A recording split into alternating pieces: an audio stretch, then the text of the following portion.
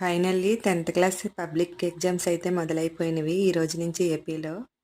నేనైతే మా అమ్మాయి హాల్ టికెట్, పెన్ను దేవుడి దగ్గర ఎట్టి పూజ చేస్తున్నాను. చిన్నప్పుడు మేము కూడా అంతే, ఎగ్జామ్స్ వస్తున్నాయంటే దేవుడి గుడికి వెళ్ళిపోయి తెగ మొక్కేసుకునే వాళ్ళము. అదొక సెంటిమెంట్ కదా.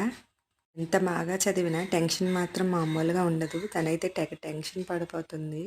ఇక నుంచి స్కూల్కి వెళ్ళను కదా అని ఫ్రెండ్స్ని మిస్ అవుతానని తెగ బాధపడిపోతుంది.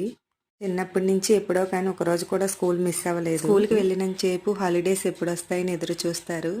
స్కూల్ అయిపోయాక కానీ తెలీదు స్కూల్ వాల్యూ. ఎండలు అయితే చాలా ఎక్కువగా ఉన్నాయి కదండి. ఎండలు అయితే వస్తుందని బటర్ మిల్క్ అయితే చేసి ఉంచుతున్నాను.